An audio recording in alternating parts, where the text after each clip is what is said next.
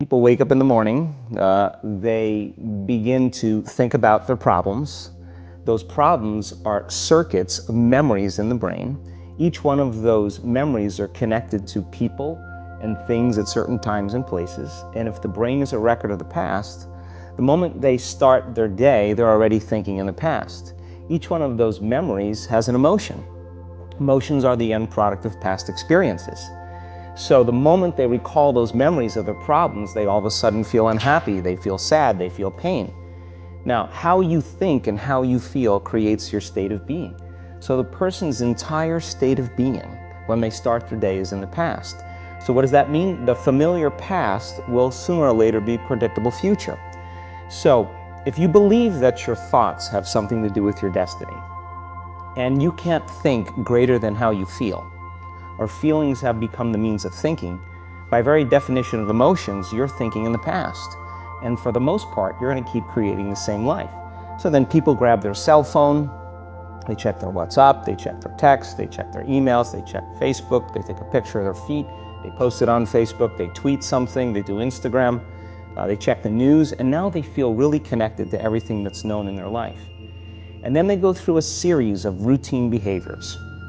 They get out of bed on the same side, they go to the toilet, they get a cup of coffee, they take a shower, they get dressed, they drive to work the same way, they do the same things, they see the same people, they push the same emotional buttons, and that becomes the routine, and it becomes like a program.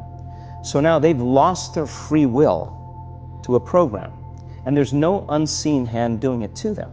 So when it comes time to change, the redundancy of that cycle becomes a subconscious program. So now 95% of who we are by the time we're 35 years old is a memorized set of behaviors, emotional reactions, unconscious habits, hardwired attitudes, beliefs, and perceptions that function like a computer program. So then a person can say with their 5% of their conscious mind, I want to be healthy, I want to be happy, I want to be free. But the body's on a whole different program. So then how do you begin to make those changes? Well, you have to get beyond the analytical mind, because what separates the conscious mind from the subconscious mind is the analytical mind. And that's where meditation comes in, because you can teach people through practice how to change their brainwaves, slow them down. And when they do that properly, they do enter the operating system where they can begin to make some really important changes. So most people then wait for crisis or trauma or disease or diagnosis. They wait for loss, some tragedy to make up their mind to change. And my message is, why wait? And you can learn and change in a state of pain and suffering, or you can learn and change in a state of joy and inspiration. And I think right now, the cool thing is that people are waking up.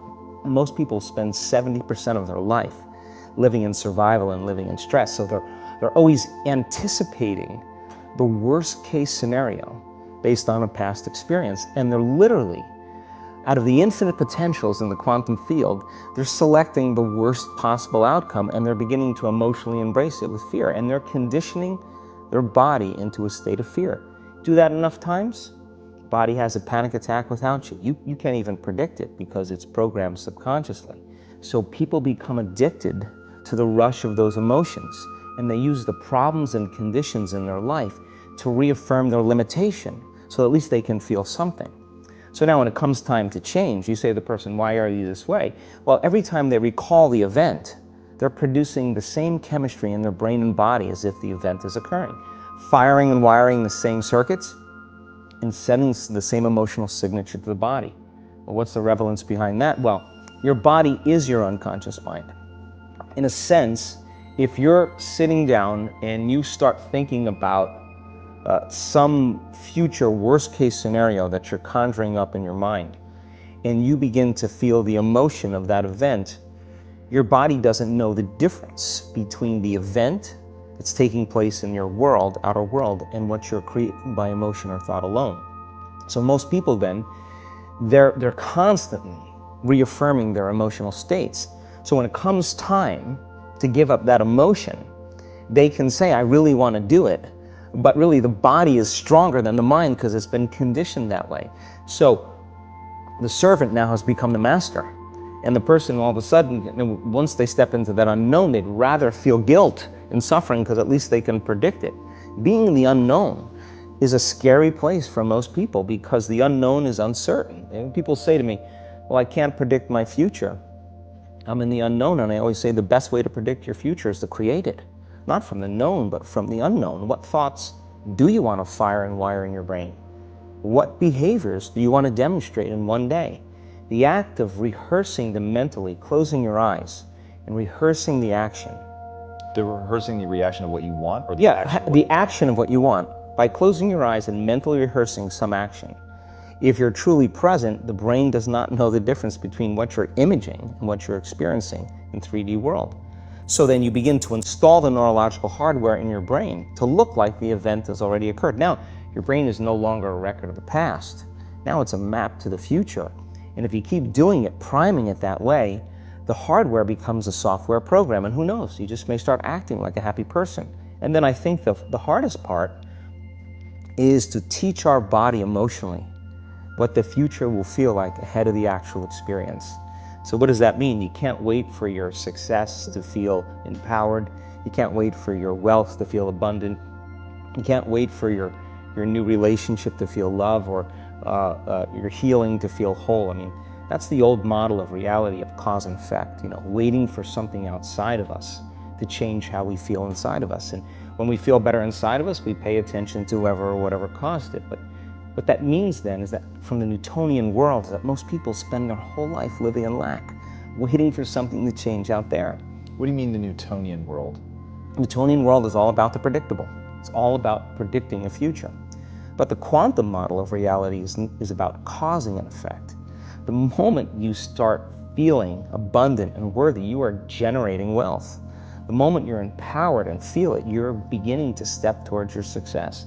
The moment you start feeling whole, your healing begins. And when you love yourself and you love all of life, you'll create an equal. And now you're causing an effect. And I think that's the difference between living as a victim in your world, saying, I am this way because of this person or that thing or this experience. They made me think and feel this way. When you switch that around, you become a creator of your world, and you start saying, my thinking and my feeling is changing an outcome in my life. And now that's a whole different game, and we start believing more that we're creators of reality. And most people, when they have a thought, they just think that that's the truth. And I think one of my greatest realizations in my own journey was, just because you have a thought doesn't necessarily mean it's true. So if you think 60 to 70,000 thoughts in one day, and we do, and 90% of those thoughts are the same thoughts as the day before, and you believe that your thoughts have something to do with your destiny, your life's not going to change very much, because the same thought leads to the same choice leads to the same behavior creates the same experience, and the same experience produces the same emotion. And so then the act of becoming conscious of this process, to begin to become more aware of how you think, how you act, and how you feel. It's called metacognition. And so then, why is that important? Because the more conscious you become of those unconscious states of mind and body, the less likely you're going to go unconscious during the day. And that thought is not going to slip by your awareness unchecked, because it means to know thyself. And the word meditation means to become familiar with. So as you become familiar with the thoughts, the behaviors, and the emotions of the old self, you're retiring that old self. As you fire and wire new thoughts and condition the body into a new emotional state, if you do that enough times, it'll begin to become familiar to you. So it's so important, just like a garden. If you're planting a garden, you got to get rid of the weeds. You got to take the plants from the past year and you got to pull them out. The rocks that sift to the top, that are like our emotional blocks, they have to be removed. The soil has to be tenderized and broken down. We have to make room to plant a new garden. So primarily, we learn the most about ourselves and others when we're uncomfortable. Because the moment you move into that uncomfortable state, normally a program jumps in. When that program jumps in, it's because the person doesn't want to be in the present moment and engage it consciously. If you're not being defined by a vision of the future, then you're left with the old memories of the past, and you will be predictable in your life. And if you wake up in the morning and you're not being defined by a vision of the future, as you see the same people and you go to the same places and you do the exact same thing at the exact same time, it's no longer that your personality is creating your personal reality. Now your personal reality is affecting or creating your personality. Your environment is really controlling how you think and feel unconsciously, because every person, everything, every place, every experience has a neurological network in your brain. Every experience that you have with every person produces an emotion. So some people will use their boss to reaffirm their addiction to judgment. They'll use their enemy to reaffirm their addiction to hatred. They'll use their friends to reaffirm their addiction to suffering. So now they need the outer world to feel something. So to change then is to be greater than your environment, to be greater than the conditions in your world. And the environment is that seductive. So then why is meditation the tool? Well, let's sit down, let's close our eyes. Let's disconnect from your outer environment. So if you're seeing less things, there's less stimulation going to your brain. If you're playing soft music or you have earplugs in, less sensory information coming to your brain, so you're disconnecting from your environment. If you can sit your body down and tell it to stay like an animal, stay right here. I'm going to feed you when we're done. You can get up and check your emails, you can do all your texts, but right now, you're going to sit there and obey me.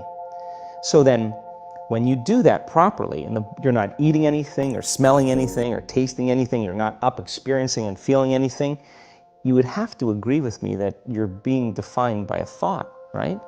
So when the body wants to go back to its emotional past, and you become aware that your attention is on that emotion, and where you place your attention is where you place your energy, you're siphoning your energy out of the present moment into the past, and you become aware of that. And you settle your body back down in the present moment, because it's saying, well, it's 8 o'clock. You normally get upset because you're in traffic around this time. And here you are sitting, and we're used to feeling anger, and you're off schedule. Oh, it's 11 o'clock, and you usually check your emails and judge everybody. Well, the body's looking for that predictable chemical state. Every time you become aware that you're doing that, and your body is craving those emotions, and you settle it back down into the present moment, you're telling the body, it's no longer the mind, that you're the mind. And now your will is getting greater than the program. And if you keep doing this over and over again, over and over again, over and over again, just like training a stallion or a dog, it's just going to say, I'm going to sit.